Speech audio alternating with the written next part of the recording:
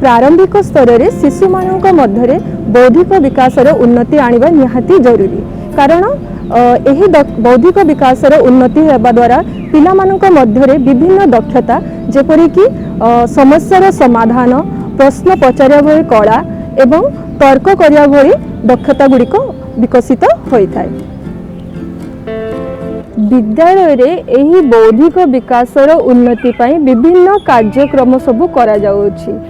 शिक्षक श्रेणीगृह रे शिक्षादान समय रे विभिन्न पद्धति एवं पंथार अनुसरण करिथांती, जेपरि कि पिला मानक मध्य रे बौद्धिक विकास साधित हब। उदाहरण स्वरूप फील्ड ट्रिप, पिला मानक फील्ड ट्रिप रे नेकी जिबा, प्रकृति को अति निकटरू प्रत्यक्ष पर्यवेक्षण कराइबा, एही बौद्धिक विकास पई शिशु मानकर बौद्धिक विकास पई विद्यालयर भूमिका जेतिकी गुरुत्वपूर्ण, परिवारर भूमिका मध्य सेतिकी गुरुत्वपूर्ण।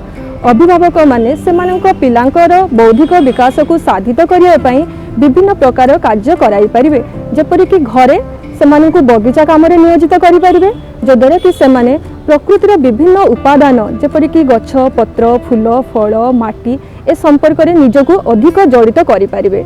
एहा व्यतीत समय समय पिला मानकु प्रकृति को अति निकटरू देखाइबार अछि, जेपरि कि सेमाने पाखरे थिबा बण जंगल पहाड़ झरणा एही स्थान को गले सेमाने प्रकृति सहित अधिक जड़ित हेबे एवं से संपर्कित विभिन्न प्रश्न आपण को पचारि पारिबे।